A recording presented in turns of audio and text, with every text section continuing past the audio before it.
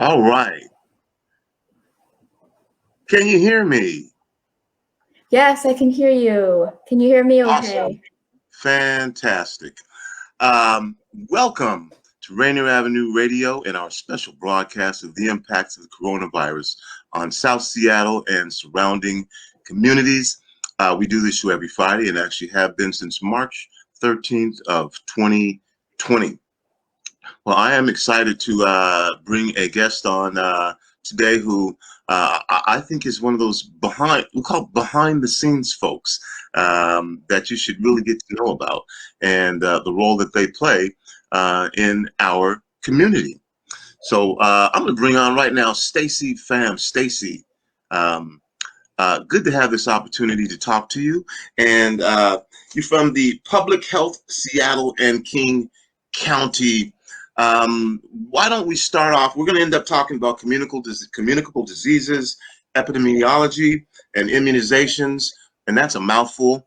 Uh, but I want to get started by finding out a little bit more about you first. Why don't you tell us a little bit about your background and who you are?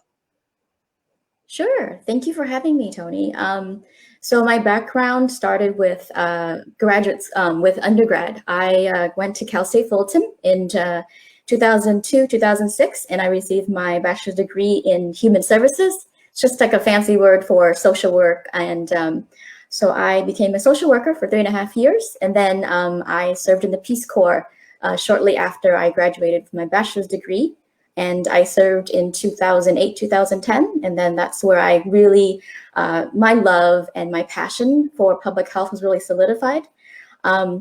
Upon returning to America, I pursued my master's in public health, and I graduated, and I subsequently worked in a number of African countries working in the field of global public health for about 4 years. I have a total of about 10 years of social work and public health experience. Wow. I think that your unique skill set qualifies you to be in this position that you're doing right now.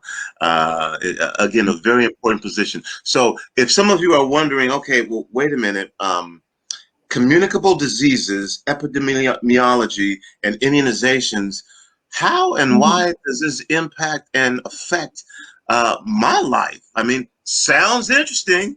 You know what? So I want to start with taking each one of these separately, just so that we kind of define what we're talking about here for folks as we move into this. And I'll start with communicable diseases, and you don't have to say it fast 3 times. Communicable diseases. What are communicable diseases? Just as an example of what they are and what they do. Okay. Yes, communicable diseases is definitely a tongue twister kind of word. Communicable diseases are diseases that are transmitted from one person to another person. I worked with communicable diseases when I worked overseas. Some examples are malaria, tuberculosis, and we also have diseases here. You know, currently we have the coronavirus, which is a disease that is pretty much affecting all aspects of our lives. Mm-hmm. And this other one, epidemiology. I think I got it right. Epidemiology.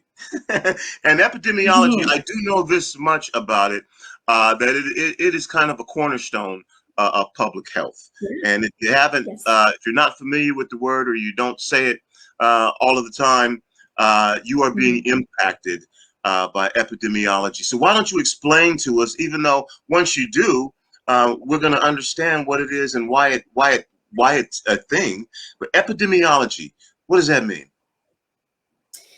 Epidemiology is pretty much the study of diseases, the study of like incidence of rates, and we really study disease and how it's affecting the population. There's a lot of numbers that come into play, as well as different variables like which like what's the incidence per population group, or like different types of disease burdens, how it affects populations. And so epidemiologists, they really do a lot of research in the study of diseases, and that information and data and research is used to for fancy charts and graphs and all that, as well as to protect the people and to find different ways to develop programs that would most effectively improve people's lives.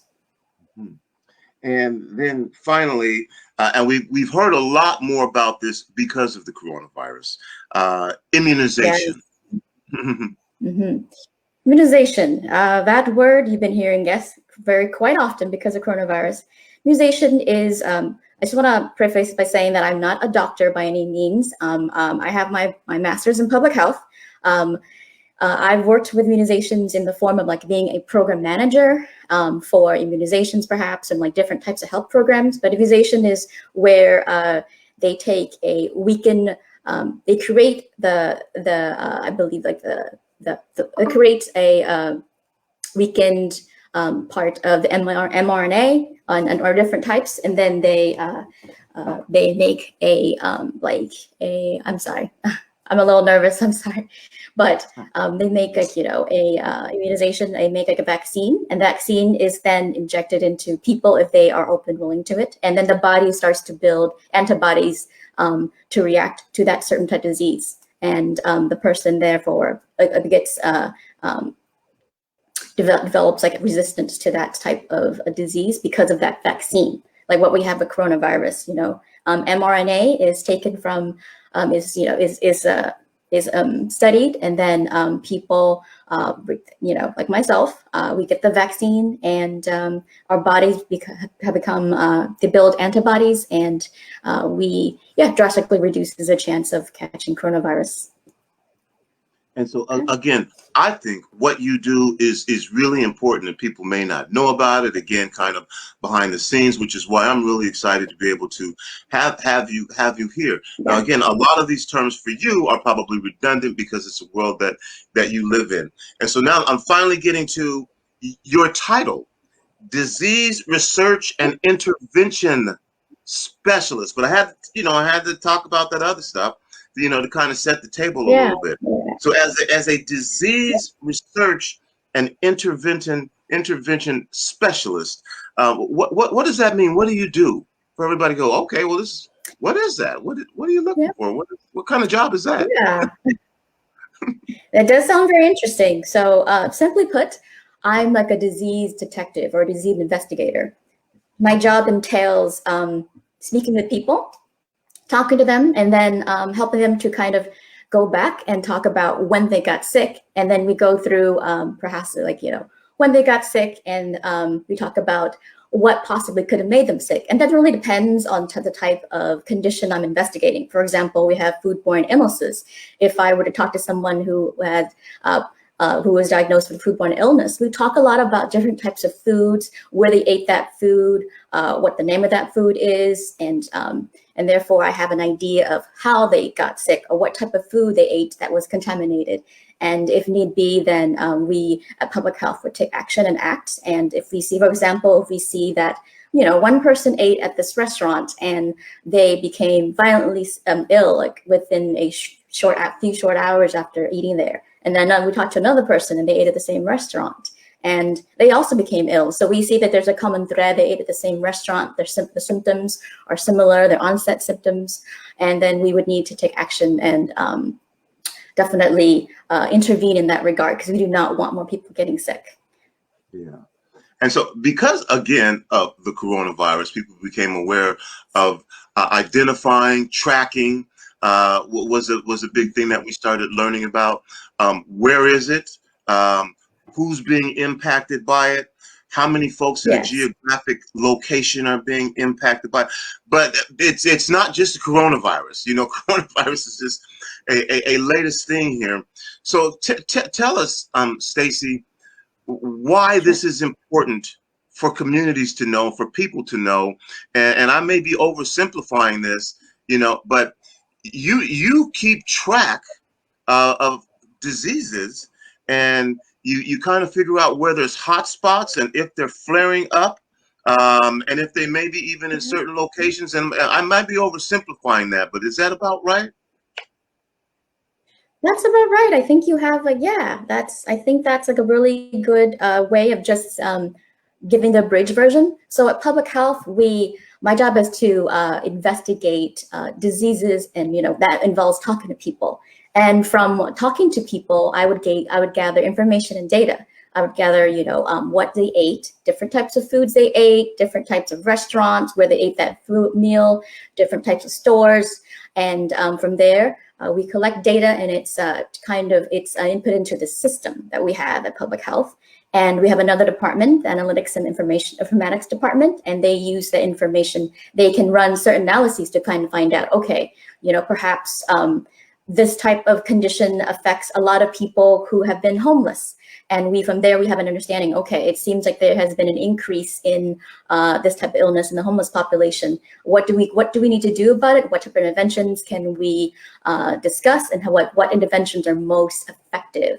Like right now, we are in the midst of an outbreak of Shigella. The Shigella outbreak has affected, I believe, more than 100 homeless individuals. And so we are looking at it and seeing what we can do to work with the communities and the cities to help that unfortunately very vulnerable and disenfranchised populations. Mm-hmm. And so you gather this information, and where does this information come? Because again, I think there is a department like yours in various Yeah, counties, right? Each one has its own. correct. Where does all Yes. this information come? How do you find out this data? Okay. So we have a system, and then so normally what happens is that we get reports. Laboratory healthcare providers, if they see that they have a patient who tested positive for a condition, then they would notify public health, because certain conditions are notifiable, and it's like mandatory. The person we at public health gets notified, and myself, an investigator, we take on different cases. We contact the person who's sick, and we talk to them, and then from there we just extract information. So the information actually comes from the person themselves, the case. And I want to emphasize that the information that we extract is completely confidential. The information, we do not use their names or their date of birth or anything. We use the disease, and it's just for data analysis purposes, and it just helps us to guide our program. And essentially, the information is just used to do data analysis, and helps to guide our programs or interventions, and it really helps other people from getting sick. And that's the ultimate goal, is to protect the public.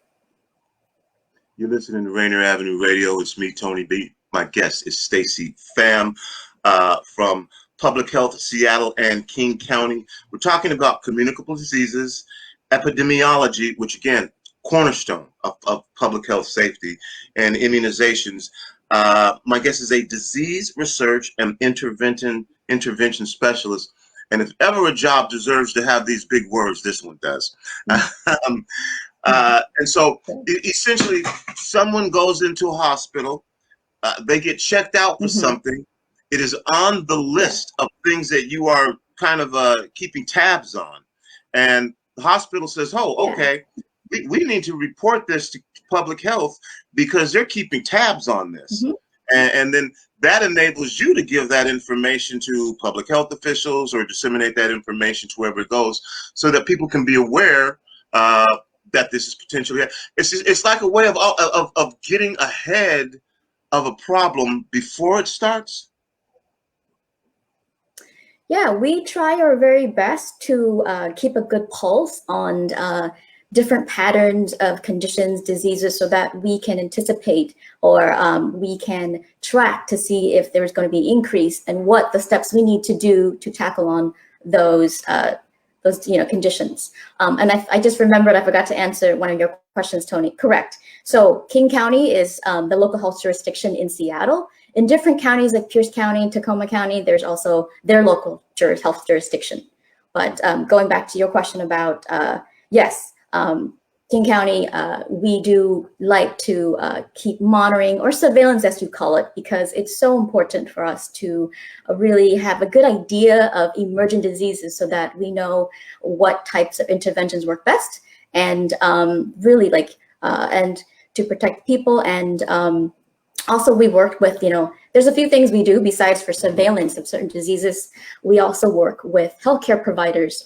For example, with the Shigella outbreak, over, I believe, 100 to 110 people have been hospitalized, or have been confirmed cases so far. So, and with Shigella is a diarrhea illness, and there's been some antibiotic resistance to that. So we work with the healthcare provider to guide in treatment. For example, we might find out that a certain patient is resistant to a certain antibiotic. We will work with the healthcare provider to recommend another antibiotic that is more effective so that the person can get the right treatment. See, I'm seeing how this could be beneficial to communities. As an example, if you find out something happens, it could be in the water, and you may be able to tell again in a geographic area if a number of people are having this same disease happen, and that's kind of the work that you do as the investigator. Now, do you coordinate, partner with the same department in other counties? Do you share information? Do you all kind of work independently? Do you all know, hey, we got a hot spot over here, and you alert each other to it? How does that work? Mm-hmm. That's a really excellent question, Tony. Yes. Besides for our cloud partners, healthcare providers, different facilities, long-term care facilities, various partners, we do keep in touch with other counties. Our cases are defined by a person's residence. So if they are a resident of King County, then, it will look likely we get the case. If we get another person whose residence is maybe in Pierce County, then we do like a warm handoff, and we notify them and say, we have a case here. This person belongs to you. And obviously, we keep in touch with our partners as well, because, if something were to happen in King County or, another county, we want to make sure that everyone is alert and updated and kept abreast of the situation if needed, because really it's a collaborative effort. We couldn't do this without, our partners and without the public's help. You're listening to Rainier Avenue Radio. My guest again is Stacey Pham. And one of the things about this, when you start talking about communicable diseases and immunizations, this can be scary for folks, for a lot of different reasons, because then it comes down to, trust the government. And that's what we're told to do. And it was the same thing with coronavirus. Again, it was exacerbated, and it causes confusion because of the science in a number of different areas. Even as simple as wear the mask. Don't wear the mask. But what you're doing is science-based research. Correct me if I'm wrong, and tell me, how in this particular instance, our communities can be comfortable with what you're doing, because again, you said you're asking for information, and people get kind of nervous about asking for information. What are you going to do with my information? Where's it going to go? What is it going to be used for? Does this mean our community is going to be targeted? These may be some of the things that people have thoughts and questions and issues to as we're using this. But this is about collecting scientific information and aggregating it, and that's what you do. Now, this also gives you information, and the impact that it has on society can be critical, because it can determine trends in certain communities, which is ultimately what I was getting back to. But let's talk about the science part of what you do, and do the politics at all play a role into the information that you have and how it's used, in various communities or under circumstances? Can you clarify that a little bit? Politics. Um, just say, for example, somebody might say, "Well, okay, I've got public health contacted me, and they're saying I have something, and they're asking me where I ate." Mhm. I don't know if I feel comfortable about that because if I mention a restaurant to them, Got it. there may be some backlash on on my favorite restaurant in my Mm. community. You know. Okay. Yeah, yeah. Thank you for elucidating on that question.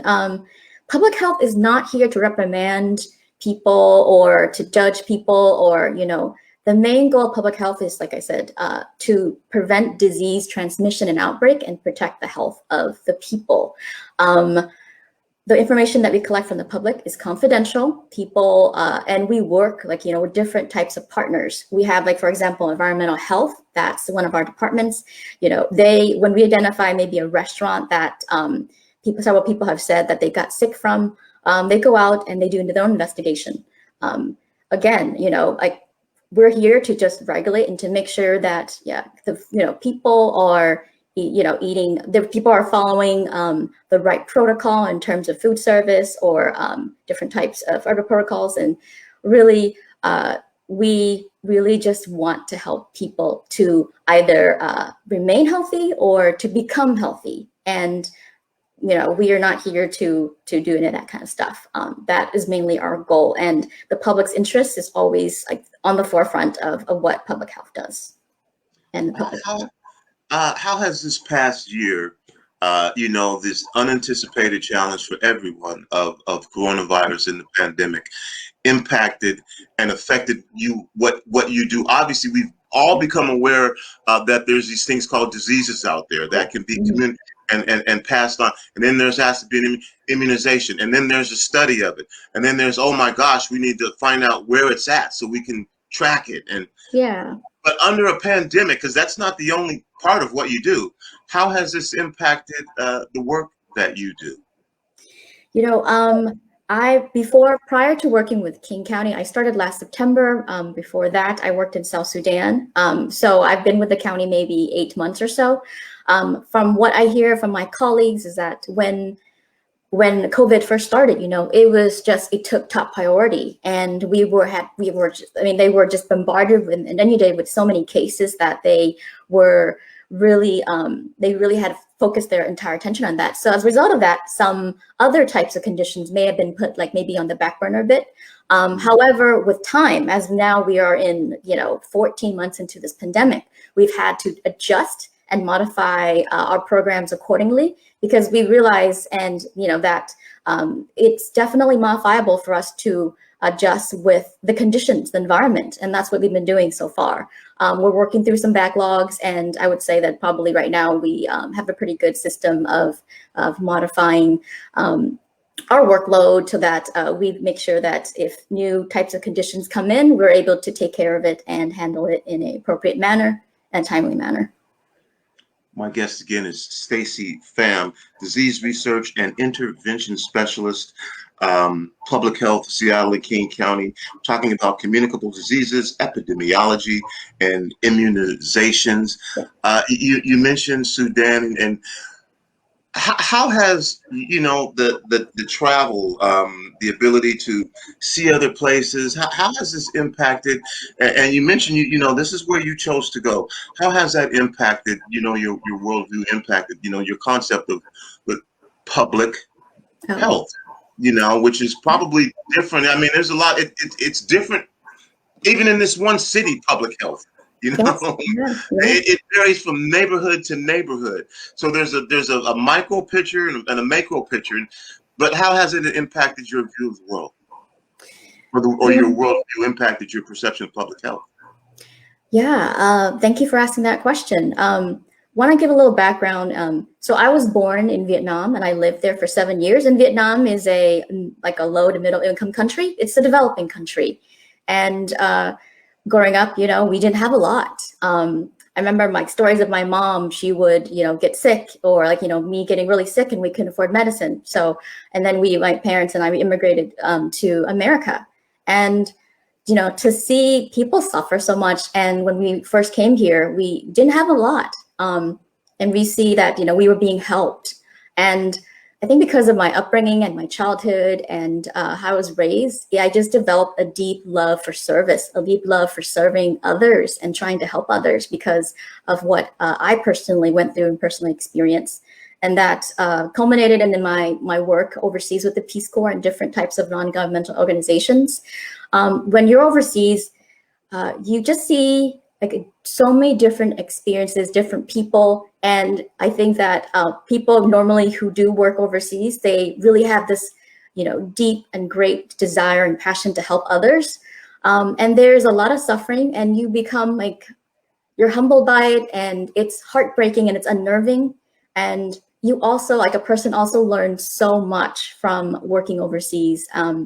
So my perspective on public health is not only shaped by my childhood and growing up in a low-income county in Southern California, but also by my 4 years abroad. It's really made a significant impact on my life, and because of all of that, I chose to do what I do, and I chose a career that really speaks to my heart, and that's what public health is for me. Well, I really appreciate you coming on, Stacey. And this could have been in so many areas. And of course, the pandemic impacted the work. It impacted everything. And that's, folks are now aware of another way when they say our public health resources were strained. Yeah. That was a big domino effect. And as I'm listening to this conversation, we did a 3-day summit for Earth Day. And this could have also been part of that environmental justice those conversations that we were having. And that's why I thought it was so important to have you on and explain the work that you do so that we find out about things that are happening in our community before it's too late, because that is often the case. I want to give you the opportunity for final words here because I've been firing questions at you. But if there's anything that you just want to say or you want to share, whether it's about your work, your background, go ahead. Thank you so much, Tony, for having me and giving me a chance to talk about public health and promote it. I would say the main message is that public health, we are here to really guide people and to help people and to ensure that, to ensure that people stay healthy. And if they're not healthy, then to help them be healthy. And I think that being on the show helps to kind of demystify that whole, distrust a little bit, and it helps also put a face to public health as well. Regarding, we mentioned briefly about vaccines. I just want to also mention that vaccines, we have a lot of appointments for COVID vaccines. You can get them at the Auburn Outlet Collection. I'm sorry, I made a little note to myself, so I'm reading it right now. It's also at the Kent Showers Center, Monday through Saturday, 9 a.m. through 4 p.m. You can access this information via kingcounty.gov/vaccine. It's free through vaccine. You can do walk-ins. People who are 16-year-old and plus are eligible, and free regardless of immigration status, regardless of citizenship. And it's just something that we hope people partake in, because right now with the pandemic, we really need to kind of get the word out there, and that so that people know where they can get vaccines and where the resources are. And I want to thank you too, also Tony, for putting up resources on your radio station. I saw that there was different resources for food giveaways, and it's just so important right now, such a priority, because people are really struggling in the pandemic, and it's affected our jobs and our work. And so I really thank you for just helping the communities. Well, thank you. And for those of you who are listening, I hope you enjoyed this conversation. For those of you who are watching, whether it be on Facebook, YouTube, or Twitch, another one of the things that I wanted to do in a critical situation like this was pull the curtain back, because I also think it's important in the community that I live in, which is very diverse, that people see that there are people who look like them, and have shared identity and shared experiences, especially when you're talking about things like diseases that folks don't understand or don't know about, and you're hearing about, and they're being tracked. and immunizations and community health. Thanks, Stacey. Was this your first interview? Is that what you told me? This is my first radio interview. Yes, hence the nerves. I'm very nervous. Let me give you a round of applause. Great job. Thank you. Thank you for sharing this information, Stacey. You've been listening to Rainier Avenue Radio's broadcast of the impacts of the coronavirus on South Seattle and surrounding communities. I'll do a little shameless plug. Public Health Seattle and King County is also a sponsor of our broadcasts of high school basketball. And so tonight is a pretty big game. At 3:45, Eastside Catholic will be taking on Garfield, girls and boys. Boys game starts at 7:30. So tune in tonight, and that broadcast is powered by Public Health Seattle and King County. So just again, great work that you do, Stacey. Good to get it out in the community and let people know what's going on. That's it. That's all the time that I have. That's going to do it for the kid. It's me, Tony B., your host of the impacts of the coronavirus on South Seattle and surrounding communities. And remember, whether you believe you can or you believe you can't, you are probably right. I'm out. Peace. I want y'all to tap in with me every Wednesday at 5 o'clock Pacific Standard Time right here on RainierAvenueRadio.org or in our live jam sessions, baby. Holla. When should you wear a mask? For almost everyone, every time you go out. Like for coffee, when you ride the bus, or head out to care for your parents. When you go to work, spend the afternoon at the park, or pick up some dinner on your way home. Whatever you do, wearing a mask is essential because it works to prevent the spread of COVID-19 and it helps keep Washington open. Mask up to open up, Washington. Coronavirus.wa.gov. This message brought to you by the state of Washington. Sergio LaCour's Love Lines is on RainierAvenueRadio.world.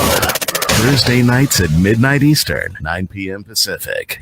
Music and dedications for the grown and sexy. The City of Seattle's Democracy Voucher program sent Seattle residents their $100 in democracy vouchers. These vouchers can be used to support participating candidates, including the mayor, 2 city council positions, and the city attorney for the 2021 election. If you did not receive a voucher or would like more information about the candidates, call 206-727-8855. Learn more by visiting seattle.gov/democracy voucher.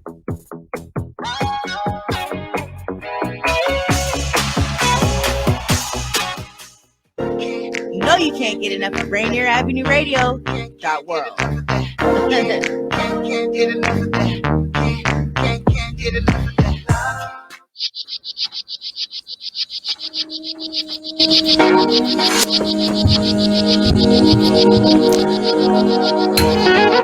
Welcome to Rainier Avenue Radio.world. It's me, Tony B. This is our special broadcast of the impacts of the coronavirus on South Seattle and surrounding communities. And so, as you know, the coronavirus impacts everything, pretty much everything. Joining us on the program will be Annie Tran from the Seattle Elections and Ethics and Elections Commission. And then also, I think it's just going to be Annie. Not sure. We'll find out here in a second. Anyway, welcome to the program. Again, we started doing this on March 13th and in 2020. And here we are, April of 2021, still doing these programs on the impact of the coronavirus.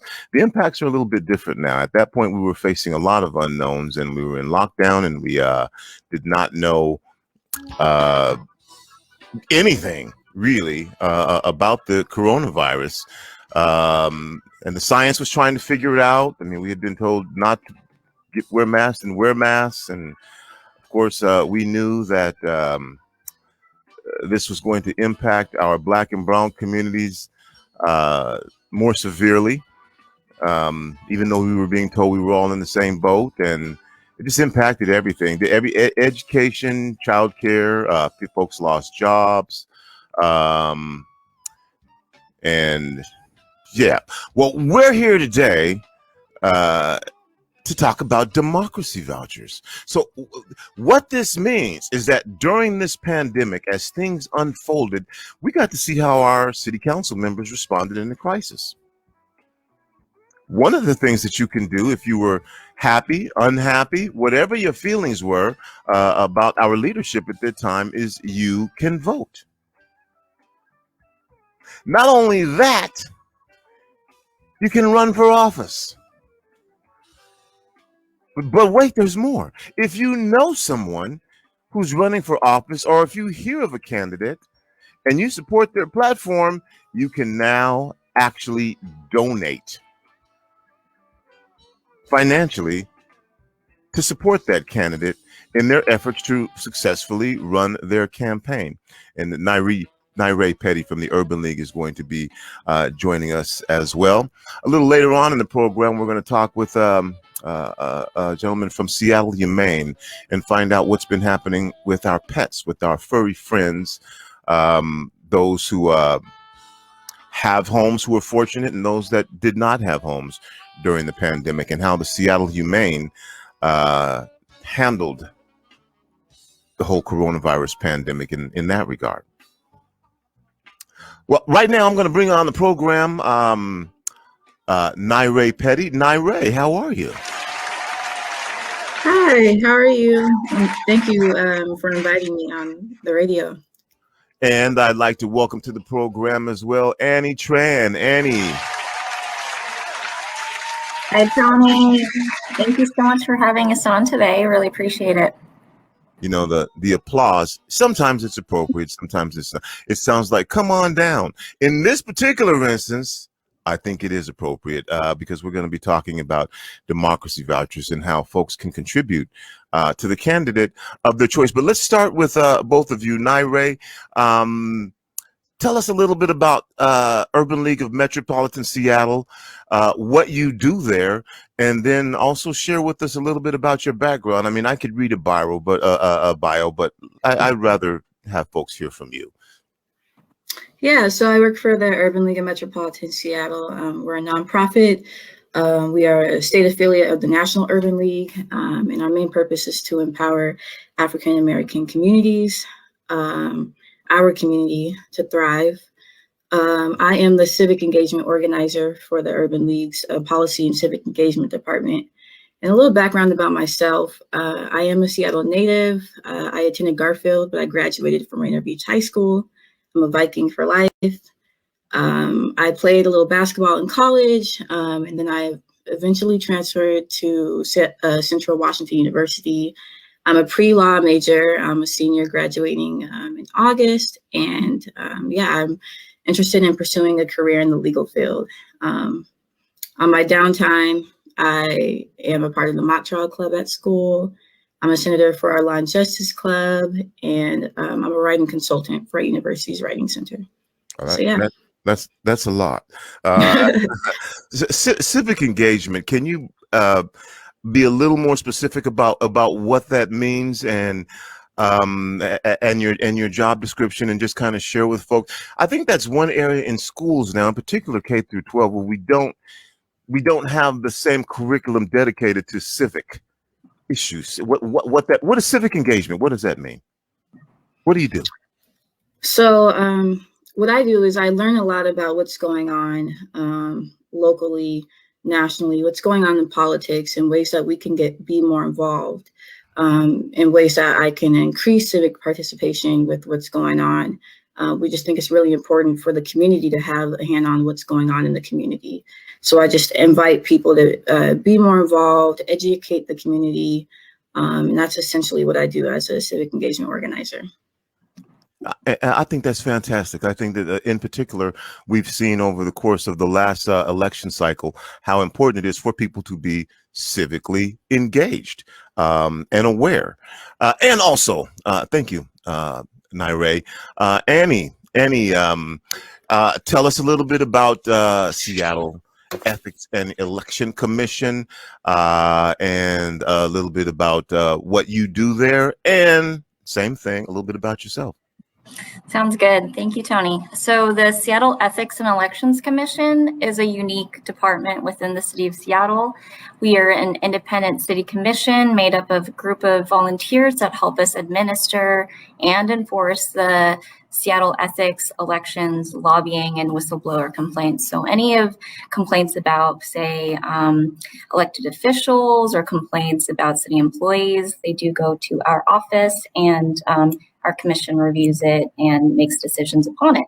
So our program is hosted under the Seattle Ethics and Elections Commission, which provides a unique experience because we are nonpartisan. Our main goal is to, through the Democracy Voucher program, really to just educate people about how they can run for office and how they can follow the rules and laws and regulations along with how to run a campaign. And so my role at the Democracy Voucher program, I am the communications and outreach person. I work with our community partners, which the Urban League is one of them.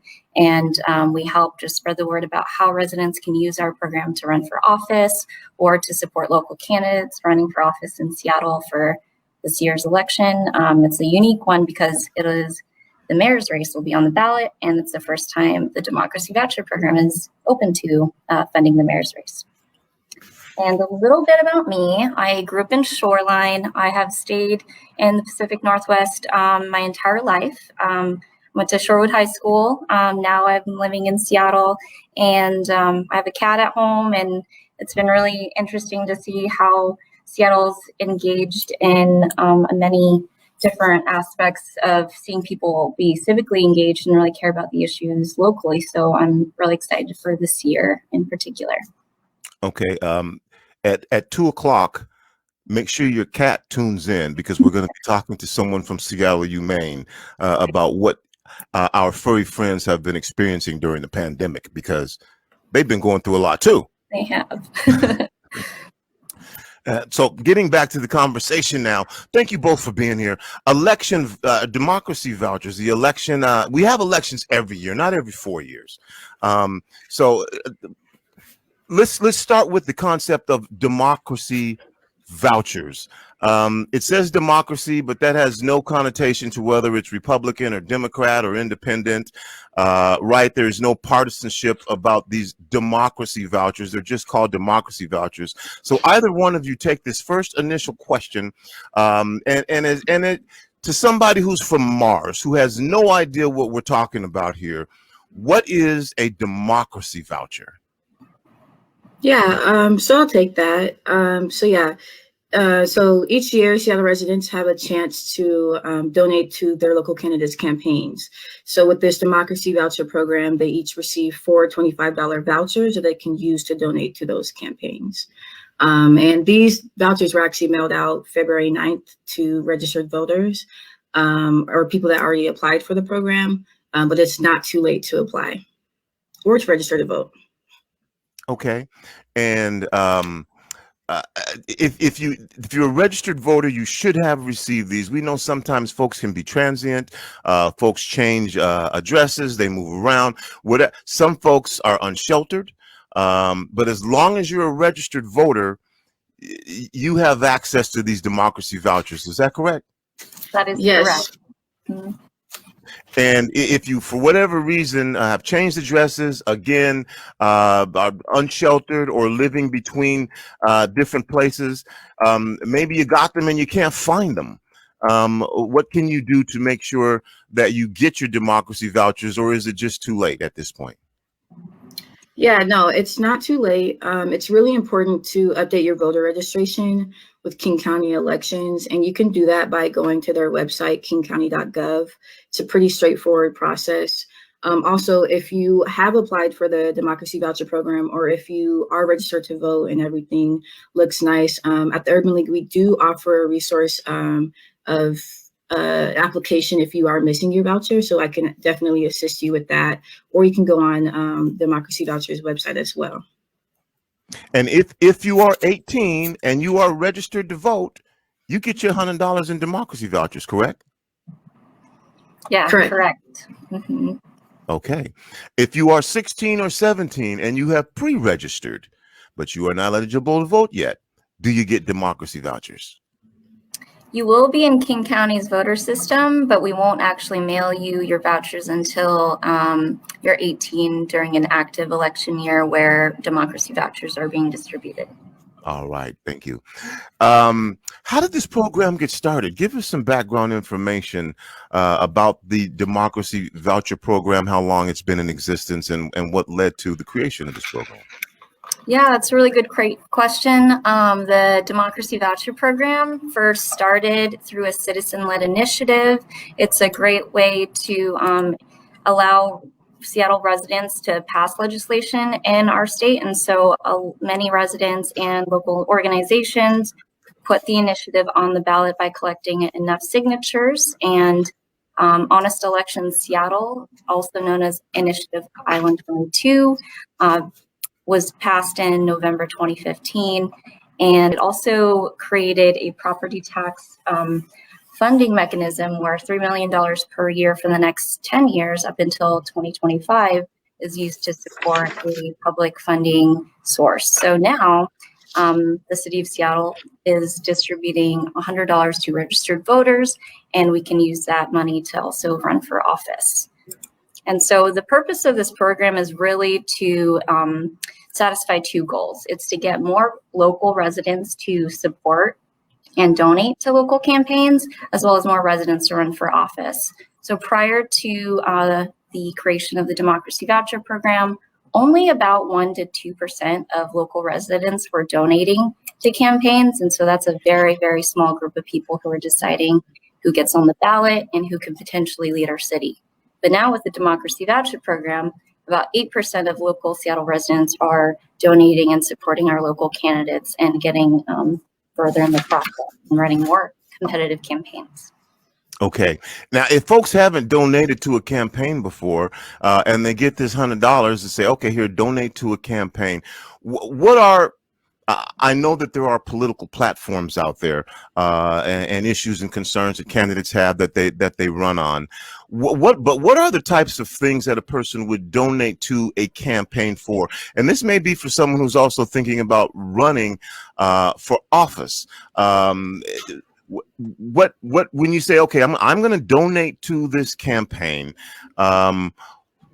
what are you supporting? Are you supporting the candidate? What are the types of things that a campaign needs that you're saying, okay, I think I should give my money to this particular campaign because they're going to need money to do X, or they're going to need money to do Y, or they're going to need money to do Z. You may not even know why they need money. What are some of the things that y'all can tell me, both of you, about these democracy vouchers and what folks should consider? Again, I'm not telling you to tell people how they should use their democracy vouchers, but just information about what's involved in putting together a campaign and what that money could be used for. Absolutely. So running a campaign, especially a competitive campaign in Seattle, often can cost hundreds of thousands of dollars. And so a lot of the efforts that are put into financially supporting that might go into supplying supplies for volunteers to go out into the field, to be able to door knock, to be able to spread information about why it's important to support this candidate, some of the issues that that candidate might support, as well as, supporting maybe meals for volunteers who are out in the field. There's a lot of different efforts that go into getting the word out. Also, any mailers that might be sent out, advertising about the candidate, going to community functions, transportation, the list goes on, setting up a website or social media. It takes a lot of content and skill to be able to run those aspects, and people find that using democracy vouchers makes it easier for them to supplement those initial costs. And with the democracy voucher, once you assign it to someone, does it literally become cash? At that point, are there limitations about the way someone can use this as campaign funding, or at that point, it's open season on whatever they want to do to use this funding for their campaign? There are campaign finance laws that they do have to abide by, and that's led by the Washington Public Disclosure Department. And so, unfortunately, I don't know the exact details about how that is, but I know with democracy vouchers, you cannot use it to pay, family members to help work for you. That can be paid through a separate funding if they're fundraising cash and checks from just regular residents and having them donate cash and checks to their campaign, but democracy vouchers cannot be used to pay family members. So there are protocols set in place to ensure that this money is responsibly used. And I think I heard you mention earlier that the funding of the democracy vouchers comes from a property tax. Is that, where does the money come from? I'll just ask you, where does the money come from? Yeah, that's a great question. So through the Honest Elections Seattle initiative, it did approve a $3 million per year property tax. And so the average house in Seattle is likely paying about $8 into the system a year to support the democracy voucher program. But each registered voter gets about $100. And the properties that are paying into it include residential properties, commercial properties, businesses, and that is how the program is funded. Okay. And this is, you said 10 years? I guess I'm getting at the sustainability of this. 10 years, is that the length of time that this is approved for? Yes, correct. And so if there is leftover money during each election year, which has happened in the last 2 election cycles, that money just rolls over to support the future elections that we have. Up until that funding runs out and the money that we've accumulated over the 10 years has run out, it'll likely go to a vote of the people whether or not they want to support this property tax levy again to support the democracy voucher program. Okay, and I'm going to keep firing questions at y'all, and the time goes by pretty quickly.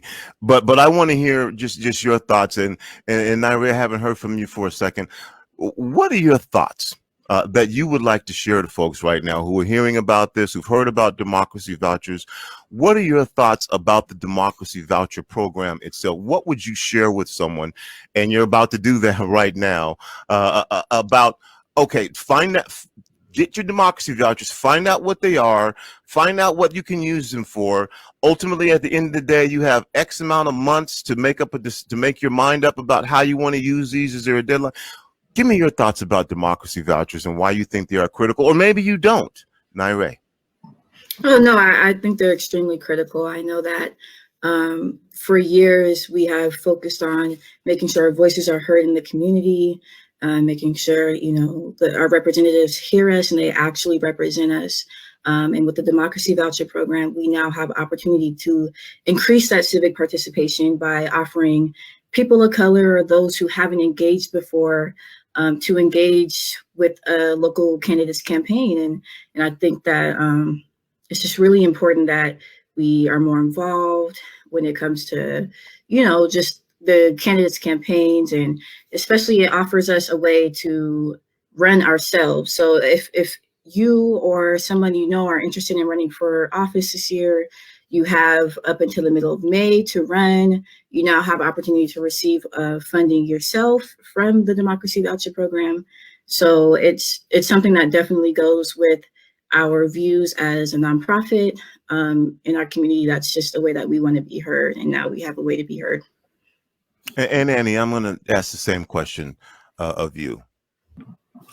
Yeah, I think this is a really empowering program, knowing that we can literally put, our name in the hat and run for office. Now it's more about providing access and removing barriers for people to run for office and get in positions where they can make decisions about how the city is run and how they'd like to see the future of Seattle become. And so I would urge anyone who's interested in running for office, even for future election years, to contact our office. We offer one-on-one sessions where you can gain more information about how to run for office, how to follow the laws and rules and regulations, and what it really takes to qualify for the Democracy Voucher Program.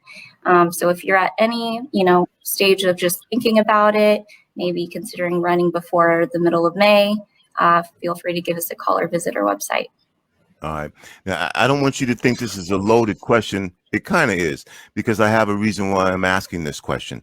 But you get your democracy voucher. You're really excited about getting your democracy voucher. There's a candidate out there that you think you like. You donate the money to that particular candidate because you're so excited right now, and they're saying, give me your democracy voucher. Help us out.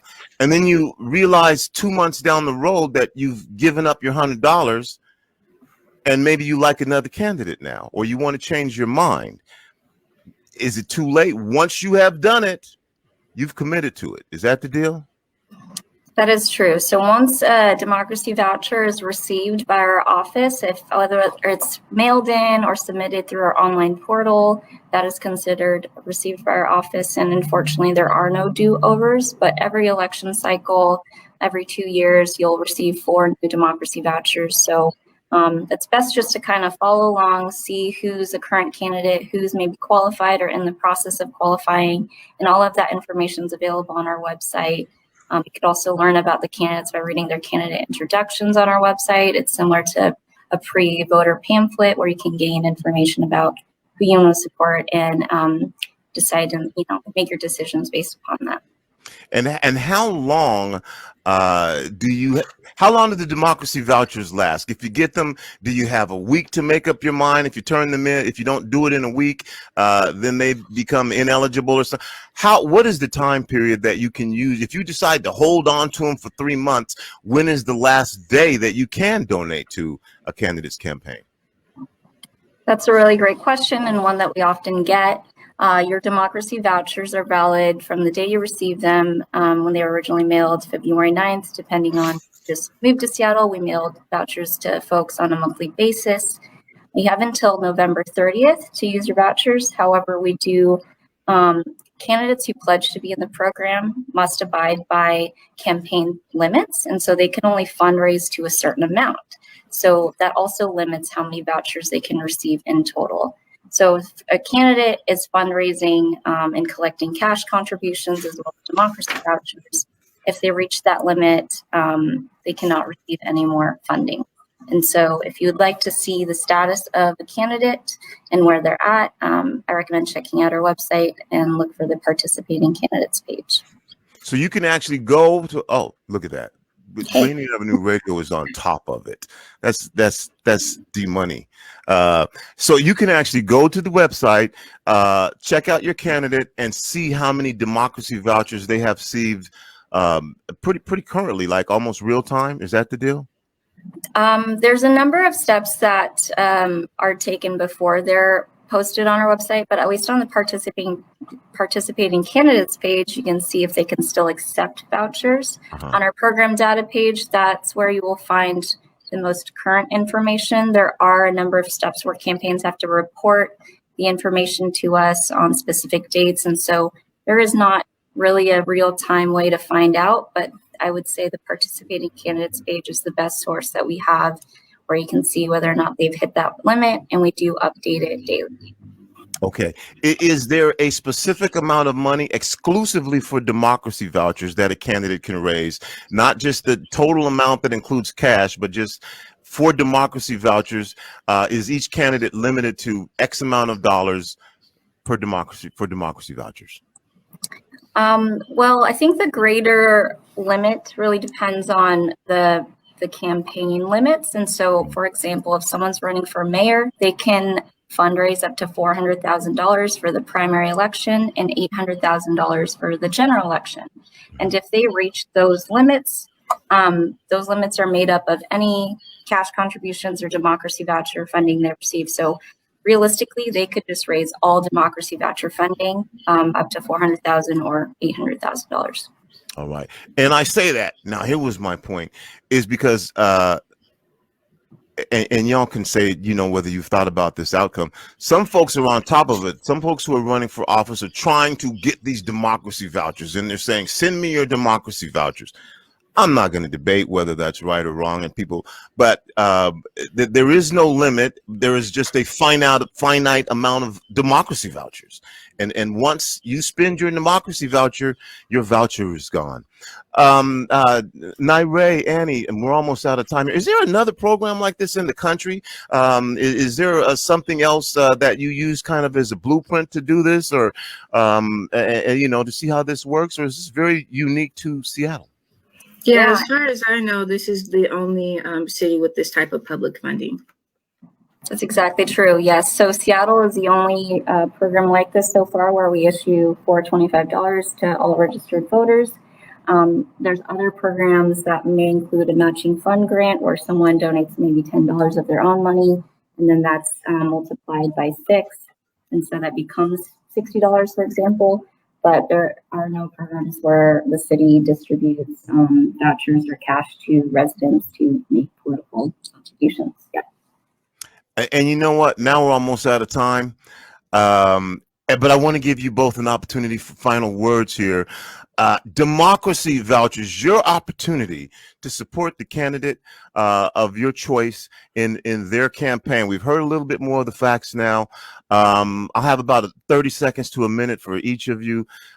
Whatever you want to say to our listeners right now. I guess, Naire, I started with you, and so I will give you the coin flip and you go first.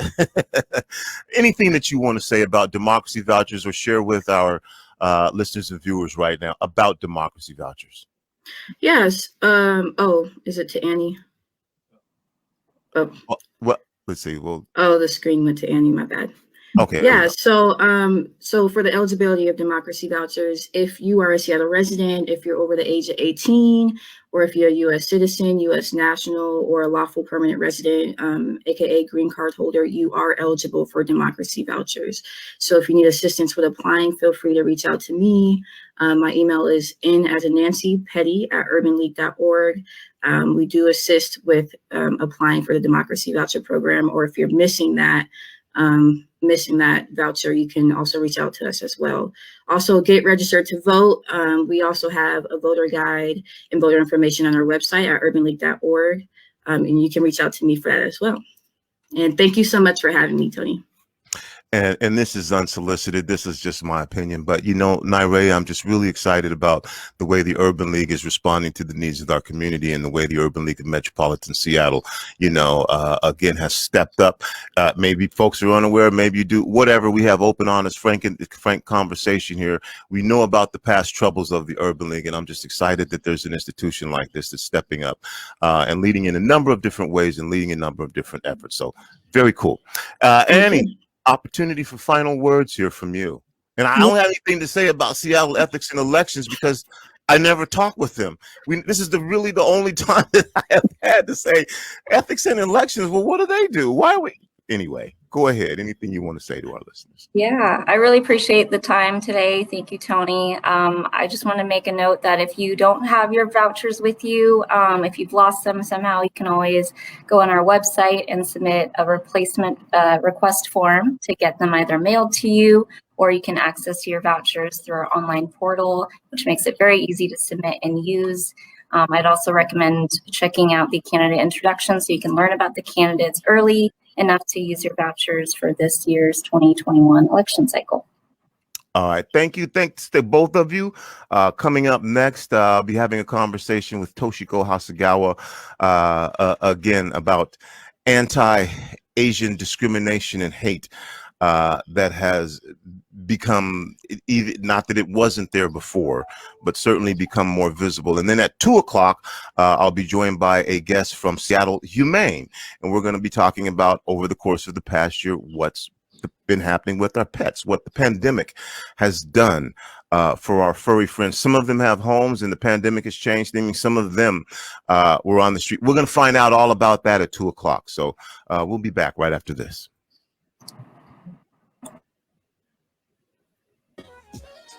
Yes, we're still doing it today,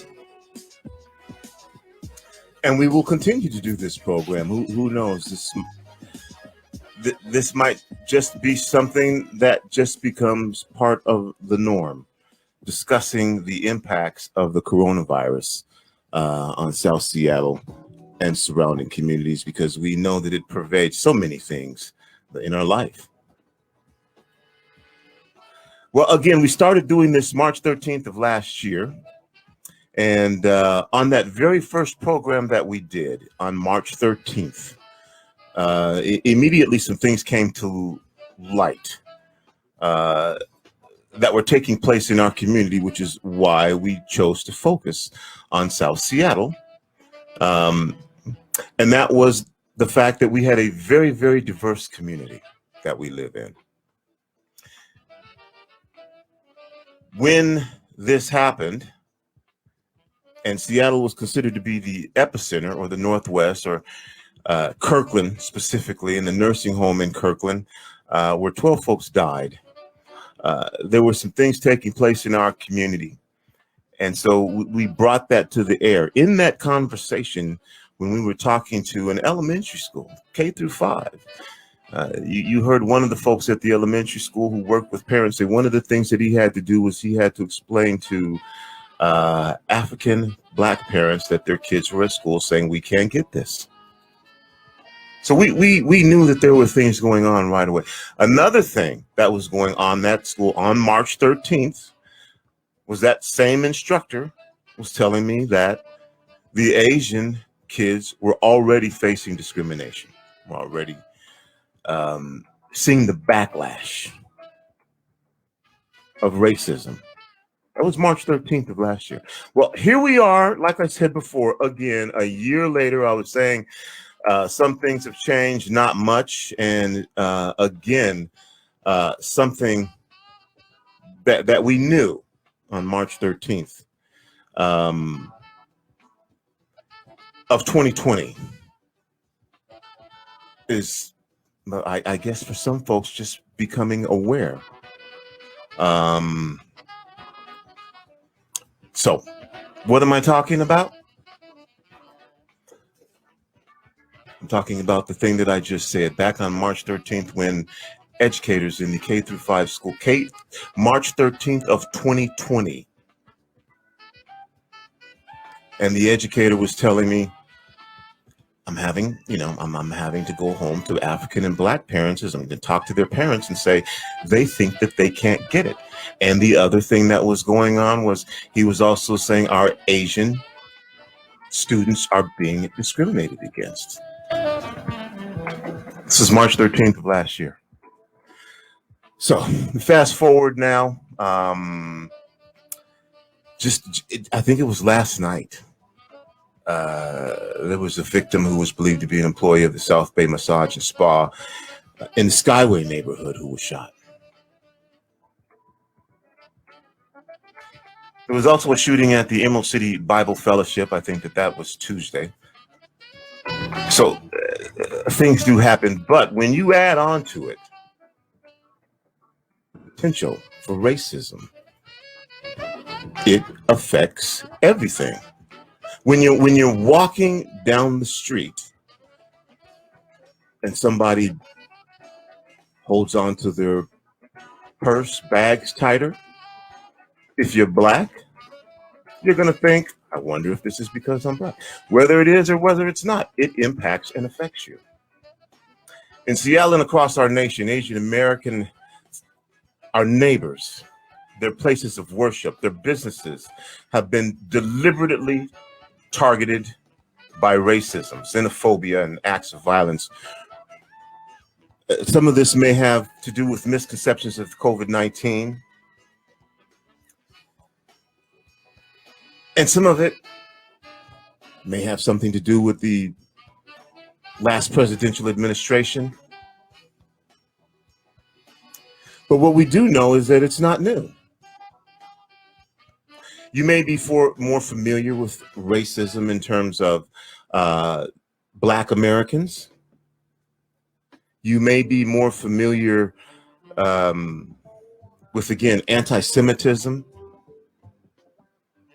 And for some of you, the concept of race and discrimination with Asian Americans, you might be thinking, well, wow, this is new. Well, You probably have heard this concept of the model minority, where, Asians are lawyers, doctors, engineers. Asian Americans work in service industries, beauty salons, hospitality, restaurants. And the recent attacks against Asian Americans are on the rise. These incidents of violence echo a historical pattern that Asian Americans were targeted during times because they were viewed as foreigners.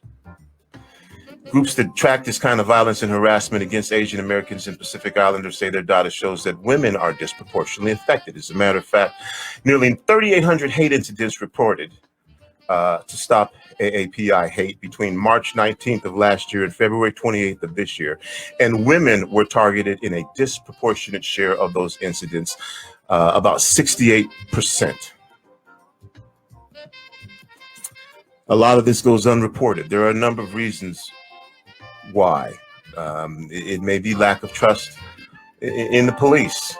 There may be language barriers. There are a lot of reasons for the detriments of reporting a crime. So we're going to talk about this today. You know how we get down. We have open, honest, frank conversation. And joining me from Kappa, Toshiko Hasagara. Toshiko, how are you?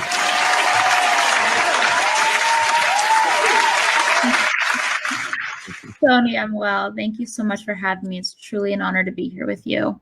Well, see, you got the South Seattle round of applause that we do for our community. I was not expecting that. But I'm honored. We know what you do in this community. So if there are folks who are unfamiliar with you, that's because they don't know. But we who live in the community know. I did mention Kappa, and so let's talk about, before we get started on this, give some people some information on your background, the role that you play now. I know that you're about to run for office, but that's coming up. So give us a little bit background on yourself. Well, I'm a South Seattle girl from the Beacon Hill neighborhood. I'm the 4th generation Japanese American. I'm a new mom. I gave birth during the pandemic, and I'm just so proud to be able to raise my daughter in the same neighborhood where my grandparents raised my father, right? So I think we've seen a lot from where we stand, and across time, I think what's one thing that has been perpetual, which is the point of the conversation today, is a history of discrimination and hate and racism in America, including right here at home, like right here in Seattle, King County, Washington State, you name it. Like, the reason why we're here is because it was the only place in the city where Asian folks were allowed to buy and own property. And that's why we have such a long history of collaboration, civil rights history, and advocacy interracially across communities. And some of those same civil rights leaders also advocated because they saw the importance of institutional change coming from within and having a seat at the table. And so they helped establish the ethnic commissions. There's the Washington State Commission on Asian Pacific American Affairs, which today I have the tremendous honor of representing as director. It is a cabinet level agency that advises the governor, the state legislature, and all other state agencies on the issues impacting our historically marginalized community members. And to give you a glimpse of who we are, Asians and Pacific Islanders in Washington State come from over 40 different countries. We speak over 100 languages and 1,000 dialects. And that is a lot of tremendous diversity. And ever since COVID-19 broke out, Tony, there's been, we knew that anti-Asian sentiment was coming just because it's happened so many times before in the past. Whenever crisis hits, who are they going to scapegoat and who are they going to blame for it? And this time it was just overtly clear that it was going to be us, because you had the man at the highest office of the land calling it the Chinese virus, the Wuhan virus, the Kung flu. So we issued a statement early on in conjunction with the Department of Health, saying you just can't associate virus with place, because this is what's going to happen. And sure enough, Tony, the things that you just said, it happened. It started off with not patronizing Asian businesses, then it escalated to vandalizing Asian businesses. Then we started seeing a spike in bias incidents where folks had something to say walking down the street, but then overt violence, hate crimes, specifically targeting people because of who they are, not for what they've done. And so we're seeing this trend of anti-Asian sentiment and hate crimes, which may or may not be reported, And it's astronomical. I mean, in King County, it's gone up 150% in the last year. There's been 400 cases reported. In Washington State, we're seeing it in every single county, whether it's the middle of the state, the east side, the southern border, or right here at home.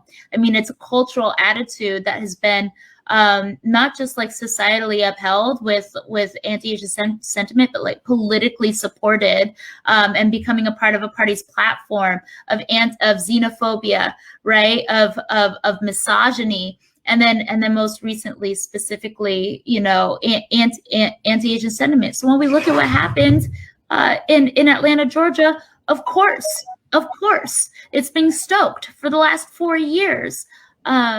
But one of the things that's important to remember is this trend that we're seeing right now is in a larger context of an ongoing trend over the last 5 years of the growth in hate crimes against Black people and Jewish people specifically. We are just the flavor of the week. And it was so bad. It's been so bad that the state legislature acted in 2019. Representative Javier Valdez introduced legislation to establish a Washington State hate crimes work group so they could get to work and understanding how we could actually set up systems of support for victims, and also make sure that perpetrators are going to be brought to justice and held accountable to the fullest extent available to the law. And so that work group just adjourned in July and published its recommendations. But we have such a long ways to go. You know, the criminal legal system is not set up to support people of color. It is not set up to support victims, generally speaking. And there's an entire philosophy behind that, right? And the problem with that is that folks do not receive justice. And so when you hear like the tensions in society because it hurts so bad to see these people, well, there's no condolences to be had. This has been ongoing. And what folks want is they want systemic change, and they want accountability, and they want to be able to feel safe in their own neighborhoods. And so it has been just such a trying time, you know, and there's so much work to be done. My guest again, Toshiko Hasegawa. You know, there's so much to unwrap here, Toshiko, and so many different places to take this. And I was thinking about that as we started this conversation. And I think the best thing for me to do is going to be to get out of the way and let you share and let you talk. I mean, I hear you. Like, where do we begin, right? Where do we begin? Like, right. Let's talk about what's at the top of everybody's minds. I do want to say this though before we get started, because we're saying Asian, and we're saying, you know, just as a broad term. Mm-hmm. Obviously, one of the things that I have to share with people about when they're talking, whatever it's discrimination, racism, that's your Black people are not all one thing. We're not all one monolithic, even though we're Black, and that's it. And when we're talking about the Asian community, we're talking about, and you mentioned it, 1,000 different dialects. Mm-hmm. That additional double jeopardy when dealing with this. Let's start with this: aggregating information, awareing the community of resources, making the community familiar with what you can do when you see something, when you report something. I just want to start with talking about the additional challenge of having to do this when people are talking about Asians as one monolithic group. And that's right. What we're thinking. Or maybe you can clarify, you tell me, and then we go on. But I just want you to talk about that for a bit, because when people are listening, that's what they hear. It's somebody who looks like something. You know? Yeah. Oh yeah. You know, and there's nuance, and there's importance and diversity, and all of that is lost when you clump us together. But guess what? The regular person, what do they think? They look and they see Asian. And when you put the numbers together, they're going to see us as like statistically significant, in the words of Daniel Day Kim, who testified so eloquently before Congress, right? And when you look at the numbers of people of color at large, if you were to aggregate all those together, then we're even larger, right? Like together, we African Americans, Native Americans, Latinos, and Asians, like we are soon approaching a majority. And I think that's important in this conversation because it speaks to white fragility, which is a huge component in white supremacy. I mean, you've got folks who are marching around chanting, "You will not replace us," and they mean it. And they're going to resort to whatever taxes they need to do to be able to feel like they have some sort of sense of security or stronghold and entitlement to a land that they showed up to and occupied forcefully, violently at that, right? So we're not surprised. This is a part of who we are. But you know, to the tune, like people of color, this is a tale old as time. You know, racism, anti-immigrant sentiment, misogyny, all of us are commonly impacted by white male supremacy. And so we have to take a look at it. As we're looking at the rise in hate crimes, we are also concurrently looking at the correlation in the rise in active white supremacy and white supremacist groups. I mean, they are known, they're identified, they are, and what we're seeing is acts of domestic terrorism. And we cannot make any mistake about it. So if we're looking at what happened in Seattle, where a Japanese language teacher was specifically targeted and attacked by a white male assailant who had a rock in a sock and wasn't gonna stop if it wasn't for a good Samaritan intervening. Or if we're looking at over there in Atlanta, Georgia, where Asian-owned businesses were specifically targeted for a white male assailant to satisfy his sick sexual fantasy of destroying Asian women. Well, then we had to take a hard look at what fuels that, right? Because it's not just racism. It's not just misogyny, right? These things, it's not just xenophobia. These things work concurrently to uphold something else that is very intentionally at play here. And so, you know, it's going to require all of us to take a hard look in the mirror about what it is what are we willing to commit to? What are we willing to commit to correct our own behaviors and our own habits that uphold a culture that supports white supremacy?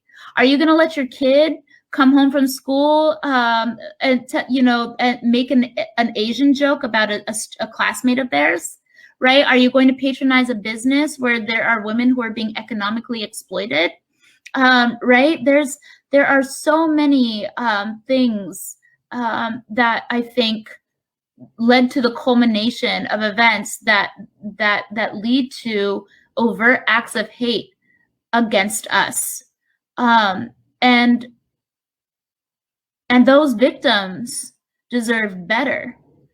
And so we all need to be very humble, because all of us can do better. And that's what it's going to require. And we need, and we don't, like I said, we don't need condolences.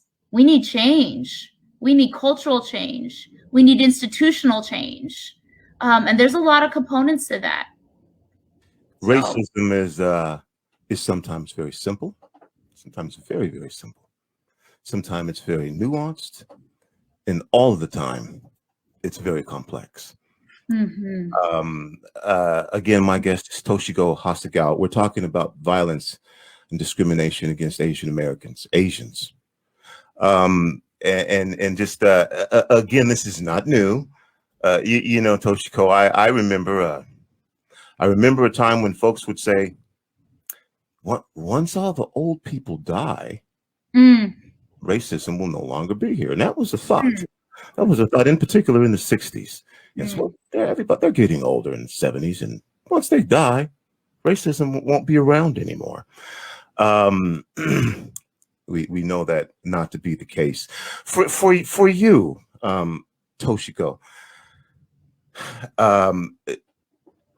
And I'm going to ask you, because you are also the president of CAPA, to speak on behalf of your community.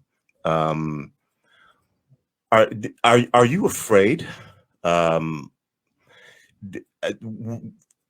Tell us from your personal experience, from people that you've talked to, because this is more than just saying, oh, there's violence being, people are being killed. Racism is a hateful, tragic, miserable, horrible thing that stemmed from slavery and lynching. It's not a buzzword. So just from your personal experience, where are you at right now? You have family members. You have grandparents. You know people who have.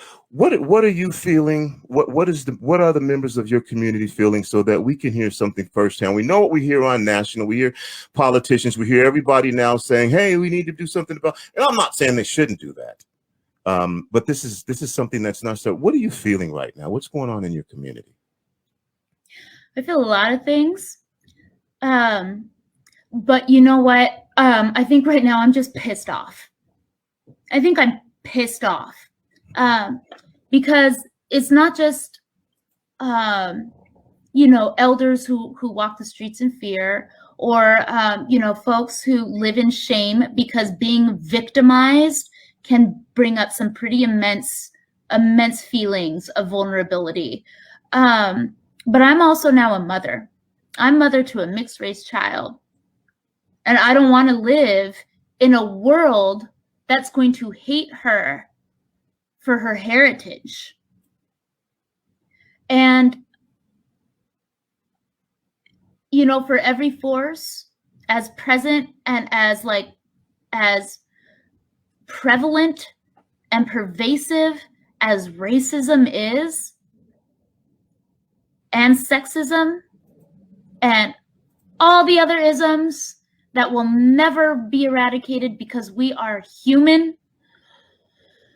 For every force, there's an equal and opposite force. And there has been a beautiful showing of, I think, solidarity over the last year. Because, it is not lost on me that tomorrow there will be another Black man killed at the hands of law enforcement. And we're going to have another hard conversation about race in America. We have to keep having crucial conversations. And I am seeing such a will across differences of people showing up saying, how can I meaningfully engage with you?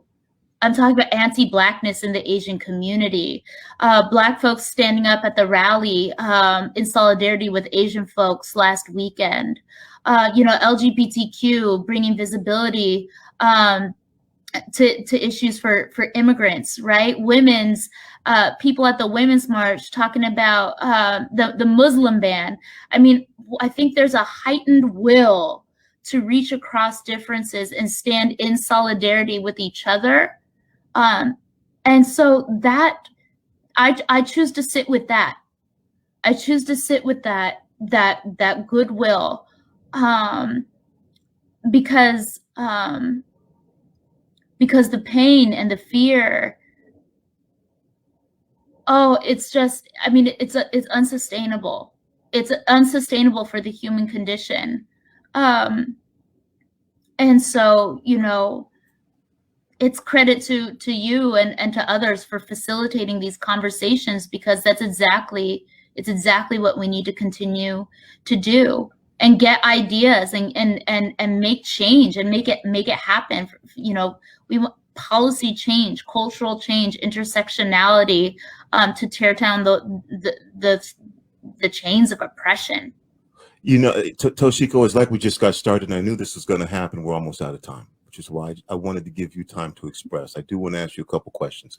You know how I get down and have open, honest, frank conversation. It's not just white men. There are also Black people who have committed violence against the Asian community. What do you think of that? What do you say to that? How do you think this fits into the equation? Do you think that should be part of the narrative? Do you think that, and overall education, your thoughts on that? I mean, yeah, all of us have an ism, Tony. none of us, every single person needs to see themselves in this event. You know why? Because of 8 victims, 2 of them weren't Asian, 1 of them wasn't a woman. And that is the contagious aspect of hate. Is, I mean, nobody is immune to its grips, and nobody is immune to its impacts. And so we all need to have a hard look in the mirror about what we're willing to commit to, in order to start being the change that we need to see. And so what are we going to do as individuals? What are we going to do as groups? And what are we going to do as institutions to try and make this better? And that's the hard conversation. So yes, like, you know, we can all do better. And that's a very critical thing to unpack. To bring that up at the last minute, but again, I wanted to get it in there. And really quickly, I went down to the International District yesterday, and I saw a definite police presence. What is the feeling about that police presence? In some communities, they prefer community policing instead of heavily police presence. What is the feeling in the International District about that? Again, very visible presence of police officers. Does it make the community feel safer? Is it desired? Is it wanted? Do you have an idea about that? How do you feel about it? On one hand, we appreciate that police want to be able to show up in good faith and make themselves available so that they become more accessible to community folks, right? But we also don't believe that more policing is the answer to answering to the social ills. I mean, we've got some on the ground in community work to do among each other and among ourselves. And we need resources, we need love, we need space to be able to come into honest human conversations intersectionally, interracially, to talk about empowerment, and so that all of our communities can thrive together. And I got about 30 seconds left, Toshiko, but I want to give you an opportunity for final words here. You know,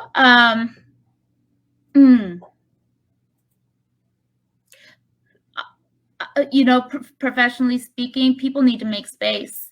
People need to make space for their staff. People need to make space for themselves. They need to make space at home to be able to process this, and not just mourn, not just grieve, but actually assess and also commit.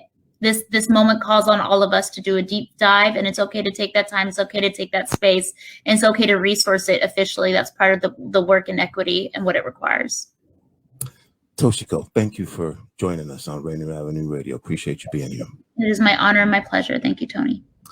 You are listening to Rainier Avenue Radio, our special Friday broadcast of the impact of the coronavirus on South Seattle and surrounding communities. And obviously this is something, again, as I mentioned before, that was exacerbated by the pandemic, but has always been there.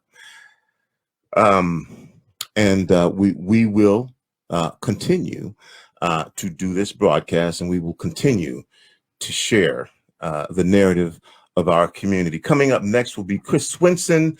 We're going to talk about the impact of the coronavirus on the film industry in Seattle.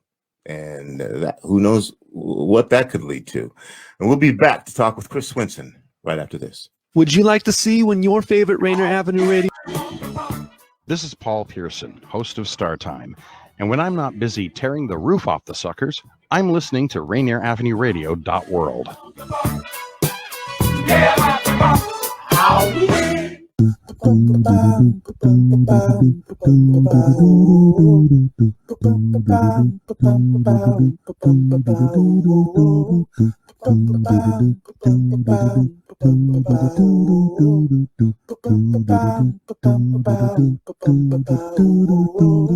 Wash your hands, don't touch your face, wipe things down, clean up your space. When you cough and sneeze, do responsibly.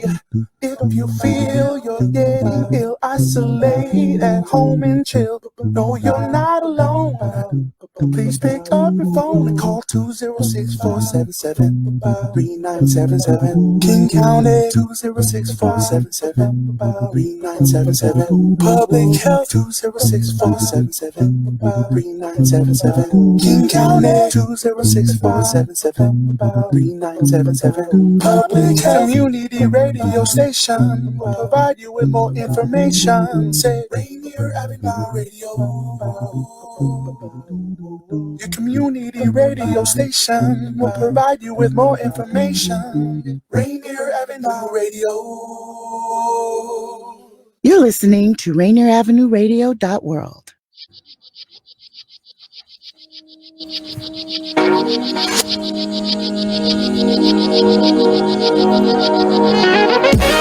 Welcome back to Rainier Avenue Radio.world, our special broadcast of the impacts of the coronavirus on South Seattle and surrounding communities. Just joining us, we spoke earlier at 1 o'clock with Annie Tran from Seattle Ethics and Election Commission, and then also Naire Petty from the Urban League of Metropolitan Seattle about democracy vouchers.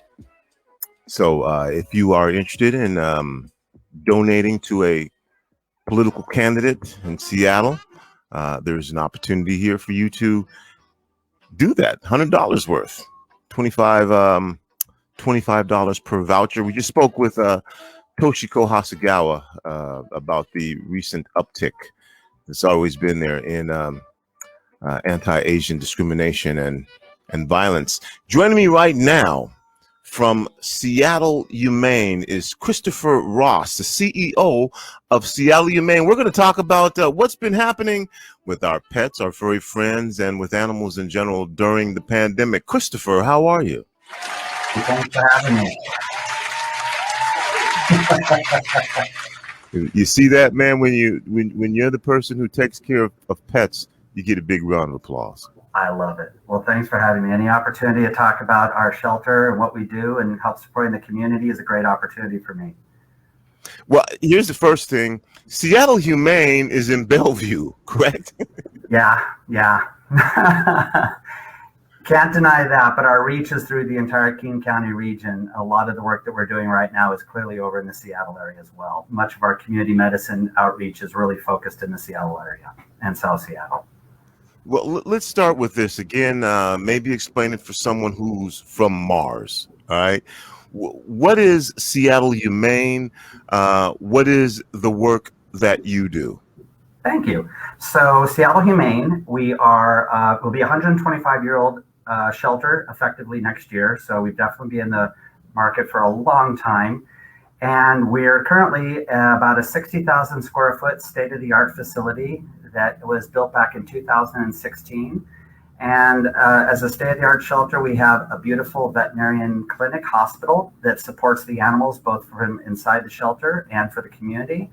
We have a beautiful kennel space that helps hold the animals for us and is the best humane kennels that you would imagine.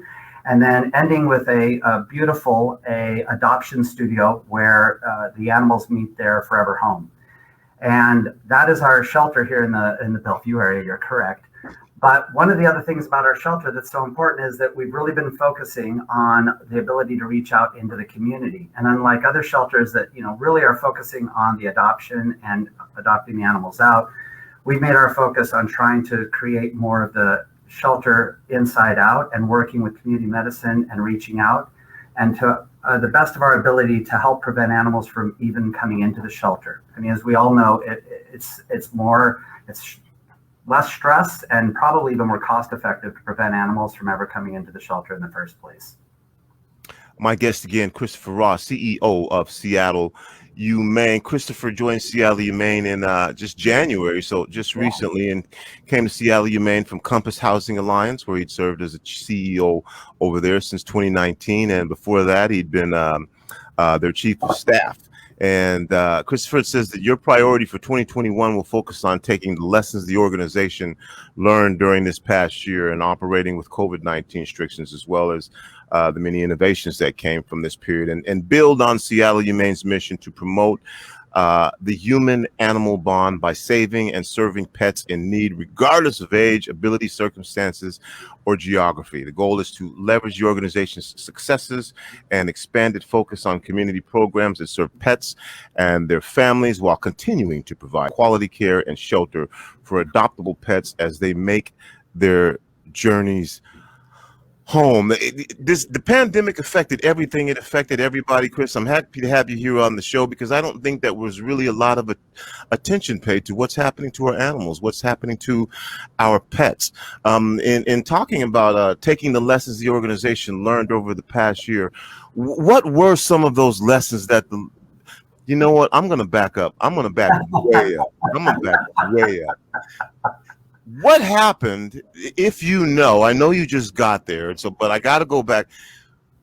At this point last year with Seattle Humane, there was a lockdown. We had pets there. We had folks who needed to go to work because they had animals in Seattle.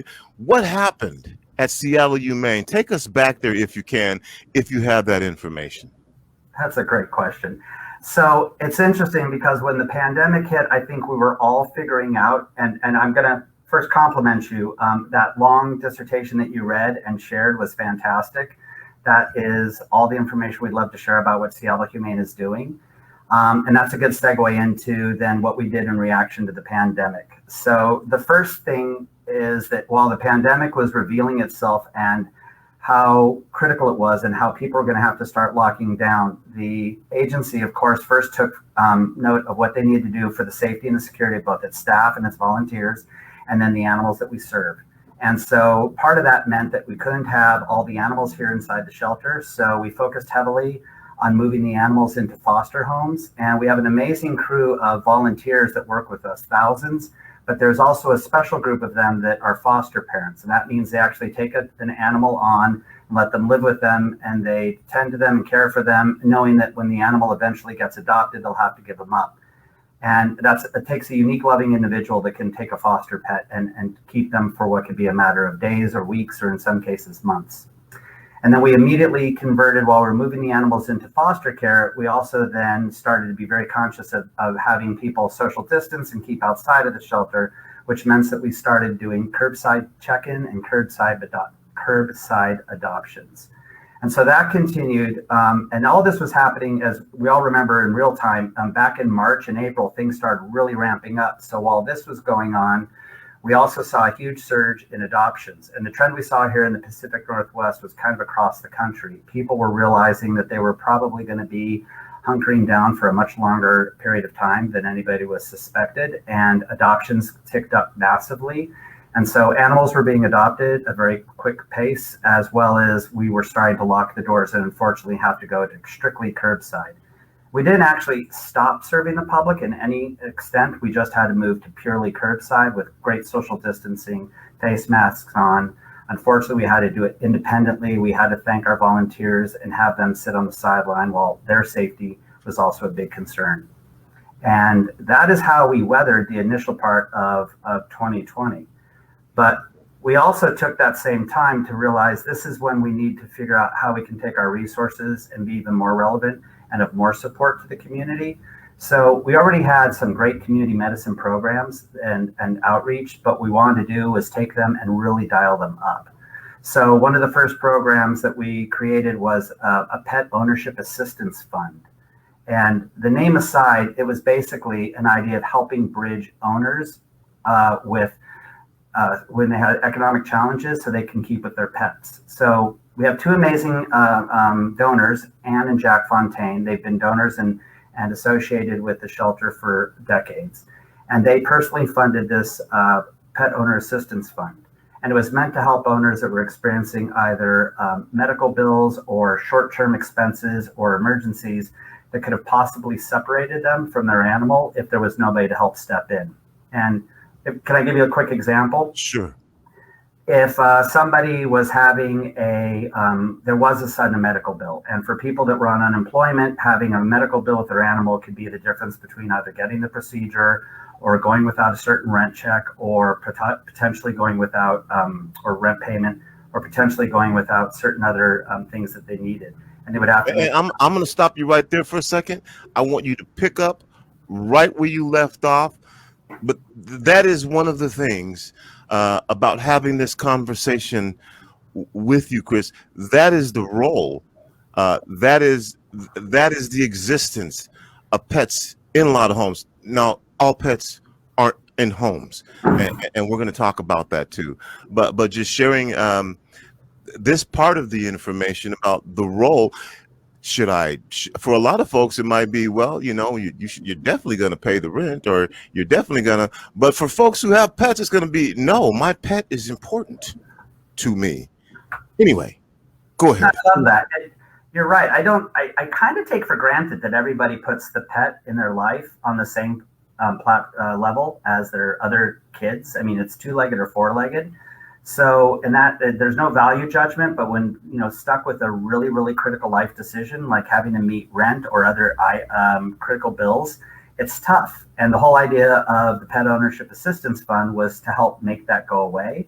And that was the entire reason why Ann and Jack made the donation. And it was, like I was saying, so for medical bills, in some instances, sadly, some people were faced with having to downsize their home or move into apartments. And what they were having to do then was come up with a pet security deposit. And those could be pretty steep here in Seattle. And so they would sometimes have to actually consider having to separate from their pet. And this fund would cover the pet security deposit. There would be times, Tony, that somebody would come in and have to surrender their pet because just the challenges going on. And they, unfortunately, with behavioral issues, could not deal with it with everything else. And we would then offer to cover the behavioral training courses to help keep them with their animal.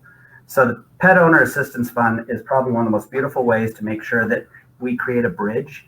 And to date, since it was launched, it served over 200 families, and I think it's dispensed about over $72,000 to the community. Wow. Yeah, we're really proud of that one, because not only does that speak to the humanity of how important it is for pets to be in people's lives, but it also speaks to, I just think, where our agency's focus is, and that is keeping pets with their owners and their humans, and never even having them enter into the shelter system.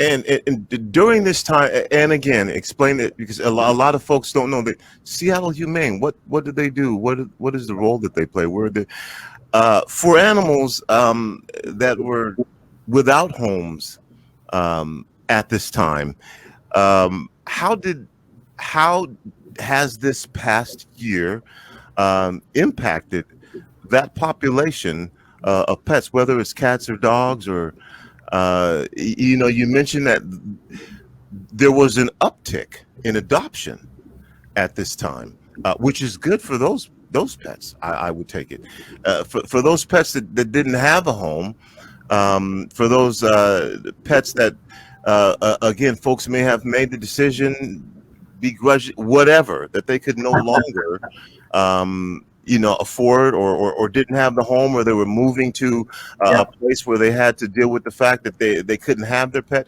What was going on with those pets and Seattle Humane's role at that time during the pandemic? So I think what you're referring to is in part the idea that there are times that somebody still has to surrender their pet. The conditions are so large, or there's nothing that we can do to help offset it. We can't take the pet temporarily or pay for a certain fee to help keep the owner and the pet connected. But in those times that they have to surrender, and I'm glad to say that surrenders during this period have also been much lower, but when they do need to surrender a pet, we of course take that animal in, we conduct a thorough medical exam, provide the pet with any behavioral support that it might need, and then put it immediately up for adoption. And typically during this process, during the pandemic, instead of having the pet be inside the shelter, we try to move it out to a foster home as soon as possible, and then run the adoption from that point. I know we're on radio, but I just want to point out the dog sitting behind me. This is Hubert. It's visual. It's radio, and we take advantage. This is like 2021, Chris. We taking advantage of this internet thing. So Hubert happens to be an interesting example. He's a pandemic puppy. So he was pretty much raised during the pandemic. The owners couldn't keep him. And being a pandemic puppy meant that he didn't have the normal socialization of playing in puppy parks and meeting people on the street. You know, there's an isolation that is very, very real with the animals as well as it is with the humans. And so Cubert has just been much more timid than you would expect for a young, healthy dog of his age. Super loving, cuddly, just very timid. And much of that is this kind of byproduct of being a pandemic dog. And I'm excited because at 4 o'clock today, he's going into his foster home. I've had the joy of letting him be in my office for the past couple of days and being able to sit on the floor with him and give him love. And he's ready to go to his foster home. And then he's on our adoption site. And hopefully he'll be going to his forever home very soon. Nothing against you, Chris, but can you get out of the way so that we can see? Absolutely. Say hi to Tony. That's Hubert. And how old is Hubert now? I think he's about 1. About 1. And if anyone wants to adopt him, he's on our website. He is absolutely loving and cuddly. As far as larger dogs go, he is about as passive and quiet as they come. And the only thing he asks is that you put one hand on him and pet him. And if it weren't this call, I'd probably be sitting behind petting him right now. Oh, you know what? Let's see if we can make this happen. Once again, Chris, get out of the way so we can. All right. That's all that. That's good. This is me and Hubert. Okay. Yeah. This is normally how I would do more meetings, but not on the radio. Well, we're gonna make an exception. You know what, Chris? Why do you choose to do the type of work that you do while we're having this part of the conversation? Me personally? Yes. It's a great question. I love it because I think it's pretty much the same as everybody else in Seattle Humane. It speaks to my head, my heart, my personal values. I mean, nobody genuinely goes into animal sheltering because of the benefits, or it's clearly not for anything sexy, but it's because it matters to you. And so the ability to work with a group of living beings that have no voice and have no free will, but are very much part of a greater problem and a challenge within the community of either too many animals or uncared for animals, and the ability to make a difference in their lives. I go home every single day feeling 100% great about myself. And I have to say, with all the careers and all the life I've never had an experience where I tell people I work for Seattle Humane and their faces absolutely light up. And I suspect that for all of our staff and all the key people that are affiliated with us through volunteers and donors, they all pretty much have the same reaction and the same reason. It's because it matters to their personal values and it makes them feel great and they know they're making a difference. And Hubert would be, just one small testament to that. You know what, Chris, if you don't mind, look at that right there. Wow. There's Hubert. I didn't do that. That's great. We're just gonna finish. Would you mind finishing the interview from down there, or you can come back? Would you? Can I tell you about one other program? We've got a number of them, but can I just catch you up on one other that is also just okay? I'm gonna bring you back up here in a second, so we can do that. But before we do that, tell us how someone can adopt Cubert, and then I'll have you come back up, and then we'll tell us how someone can adopt Cubert. So it's super simple. You go onto our website, you click on dogs. There's a separate site for cats on our site, and there you go. And you click on him, and it will guide you through. It'll give you information about Cubert. It'll give you, there you are. I feel very, very powerful right now, not touching a thing and it's happening, but. That's thanks to our producer D Money. But being able to put a hold on Cubert so that you are first in line to get him, you'd fill out an application and the adoption process takes you through it. I have to say, so we have a really talented adoptions team, and by talented I mean compassionate and caring and thoughtful. They'll take you through, they'll talk to you about your personal lifestyle, urban, suburban, apartment, house, etc., and talk about how Cubert could be a good fit for you and what your needs are. And then during the adoption process, they guide you step by step. We're still doing curbside, so it's for everyone's benefit. And then when Hubert goes to his forever home, he goes out with a wonderful thank you gift and also some supplies. So the first thing you do isn't have to run out and buy a leash or a harness or pet food.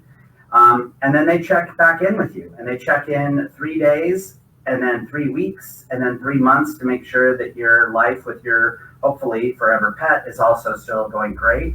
And if you need any behavioral support, we also have access to our behavioral programs, have dog training, and you have access to those. So we do everything we can to make sure that the connection, the human-animal connection bond, stays completely intact, and that Hubert goes permanently to his forever home. Okay, well, why don't you come back up, Chris? I just figured, man, that was all about Hubert, and so since you said that's what you'd normally be doing, I figured, hey, I'm not going to be the one to deprive Hubert of the attention that he should have. But if you want to come back up in your chair, you're fine. I'm good. He had a pee break just before the interview, so we're good. So the other one I want to tell you about, because I just think it's so cool, is that we launched a program, which is our Pets for Life program. And we do this actually in conjunction with Humane Society US. And it's sponsored in over 50 cities, and Seattle is one of them. And this Pets for Life program is really amazing. It's something that came out of the whole COVID crisis. And what happens is we actually have a wonderful frontline person named Christina, and she works with underserved communities. And right now the community, they pick it by a zip code. So the zip code that's being served right now is the 98108 zip. And that includes South Beacon Hill and Georgetown and South Park. And what Christina does is literally she works in the community. She's going door to door, knocking on people's houses. She's actually even going into homeless encampments and working with people that are living in their vehicles and letting them know that we provide for those for those communities, free spay neuter, vaccination, wellness checks. There's pet food, there's pet toys. And the whole idea is to really create a bridge and really go from inside the shelter out to underserved communities and make sure that they have the resources that they need so their pets continue to thrive as well. And the whole idea is to keep both the animal and the human at their greatest bond, and to help people not just survive but to thrive. And it's kind of beautiful. So they've been able to reach out. Christina's actually touched over 300 individuals. I think she currently has 90 pets that are part of the Pets for Life program, and has over 60 families. And even during the period of COVID, you can imagine knocking on someone's door is kind of a crazy proposition. And the people are even more suspicious when somebody's saying, I'm here to offer you free pet support. But when they finally realize that it's sincere and it's an authentic offer, they light up. Christina was telling me one of the families she talked to, after got over their initial suspicion of this whole proposition was real, said they have a cat. And then they kind of over the conversation said they have 2 cats. And then by the end of the meeting, they admitted they had 4 cats that all needed spay neuter. And she's now actually, she checks in on them. They're now moving on to wellness checks for the animal. And what is kind of really wonderful about it is apparently this family even now reaches out to Christine to see how she's doing, because it's part of their support and she's part of their ecosystem. And I love that. And that's our Pets for Life program that we continue to keep growing and intend to go strong with it, moving into other zip codes as well. Chris, during the pandemic, how did staffing work out? Did you have to downsize? How did that work out for the people who work at Seattle Humane? So part of that answer is the fact that the credit would really go to our amazing donors. So we have an amazing group of support donors that have been helping back the agency over the years and have helped us to continue to fulfill our mission. And they didn't take their foot off the gas pedal once during this pandemic. And in some cases, we even had new donors that came to light during the pandemic and through some of the stories that they heard. And we were able then to continue providing our services like I've been talking about. But we also during this period had applied for the payroll protection program, and that gave us a small boost as well. And between those two, we were able to not have to lay off a single employee during the COVID crisis. And I'm proud to say that we're actually starting to hire again and bring people back, not new people back in for some positions that we've had vacant. Well, I got to tell you, man, right now I'm having some puppy envy going on. I wish I was doing what you were doing right now. Just don't wear a black cashmere sweater. I don't know what the hell I keep thinking. Again, my guest is Christopher Ross, CEO of Seattle Humane, and just wanted to share with you what Seattle Humane was going through during the pandemic, and even more so what was going on with our furry friends, our pets. During this time of the pandemic. And Chris, it's wonderful to know that adoptions picked up during this time. And I've got a couple of minutes left here, so I want to give you this opportunity to share whatever information it is that you would like to share with our listeners, with our viewers and watchers right now, whether that be about adoption or whatever message that is that you want to share. I love that. Thanks. I'll keep it simple. So the first thing is adoptions always matter. So anybody that's looking for an adoption, we would absolutely love to be come to see us. But the biggest item is that shelter care and the ability to be part of the community, that's where our commitment lies. And so you're going to be seeing more of us out in the Seattle area. And absolutely want to make sure that everybody knows that shelter care is part of what makes this region work. I also want to let you know that we're opening up for volunteers again as we're getting ready to open the shelter and become more integrated back again as the whole community is opening. So if you are looking for volunteering experiences, would absolutely love to welcome and invite you in to be a new volunteer. And probably the greatest thing of all is my favorite quote, and that is that animals make us human. And I absolutely believe that. And for anybody that wants to get a closer connection with an animal and continue to experience that human-animal bond, we invite you, adopt, be a volunteer, come down. And to volunteer, how do you do that? What do you do? That's also on our website. So volunteering is really simple. There's a couple of clicks through the website that ask you to fill out some information about yourself. And when you do that, it allows you to fill in what your interests are. And our volunteers are spectacular because they vary everything from being animal-centric to literally there's volunteers that like helping in the back office. In the veterinarian clinic, we even have volunteers that do our landscaping support, and that makes all the difference in the world because for every dollar that we don't have to spend for staffing or third party, we're able to invest to keep our animals and do better work for the animals that we're supporting. So I encourage you to go through the volunteer button on our website.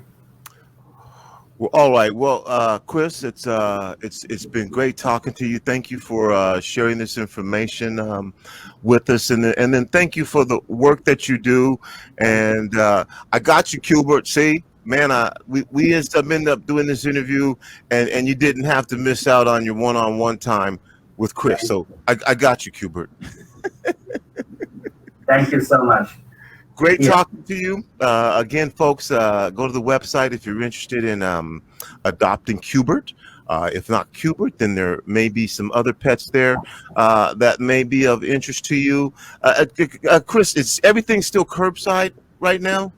It is. We won't be, unfortunately, able to let people into the building until probably July, but it's still an amazing experience curbside. You still get all the love and attention and support. Somebody still runs out and takes care of you, but it's outdoors, to say the least.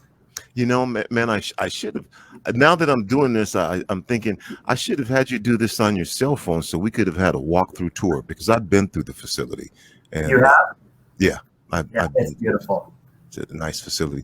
Well, okay, Chris, man, I'm at this point, I'm just hanging on for Kubert. So we're gonna have to go. Thank you.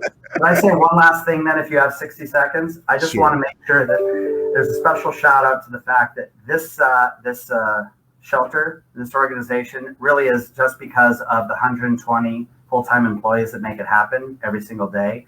It is an amazing crew from the Partner Resource Center that welcomes in pets, to the clinic, to the kennels, to the adoption, to the administrative team that works so hard to kind of make it seamless on the back end. It's those people that are really doing all the work. I get to lay on the ground with a dog. So it's not from me. I really want you to know that it's the full-time employees that go to work every day and are focused on supporting animals as their career choice. And I love that. And I love being able to call them my people. All right. We're going to have another coronavirus special coming up for you very shortly. I want to remind everyone, Metro League High School football, the Lakeside Cleveland game, I'm saying that was going to happen at 5 o'clock. We'll not be broadcasting that game because it's not going to take place. Lakeside again had a potential COVID case, and so that game is going to be canceled. The Franklin Lincoln game, which was going to take place at 8 o'clock, is now the only game, and so that game will be starting at 7 o'clock. And so I know that a few friends and family can get in, but that probably happens in advance. So for like every other week, if you want to watch and you want to check out the game, you can do it right here on Rainier Avenue Radio through our audio streaming services, or you can watch the game as well through our visual streaming services on Facebook, YouTube, and Twitch. And we'll be bringing you the Franklin Lincoln basketball or football game. This is going to be the first week in months that we did not do our community food giveaway, where we give our food to give food away to members of our community for absolutely free dollars, no cost to you. We had everything. We have steak, we have fresh produce, we have dairy products, but it's not going to happen this week because of the Easter weekend and some of the things that God Is, which sponsors this with us, will be doing this weekend. So if you come by, I'm sorry that we won't be able to assist you this weekend, but we will be back next week with our community food giveaway program again from 11 to 3. Come get you some food, absolutely free. We don't ask you any questions. Doesn't matter what your situation, circumstances is. Just come get you some food. And then I want to remind everyone on Monday, our special broadcast of Community Spotlight, which is a program that features you, the members of the community. We give you 30 minutes to talk about whatever you want, however you want, whyever you want. Ruby Holland will be joining us on Monday at 6 o'clock. Our Black homeowners being forced out of the Central District. There's something called the MHA that was passed, and Ruby's position is it devalues homes, increases up zoning and properties owned by Blacks, in particular seniors in the Central District. And she says that it is a land grab to continue the further gentrification of the Central District. That's this Monday at 6 o'clock on our Community Spotlight program. Thank you again for listening. We've got another coronavirus special program coming up. And then again, we'll be back at 7 o'clock with the Franklin Lincoln, 7 o'clock. Remember, not 8 o'clock, 7 o'clock.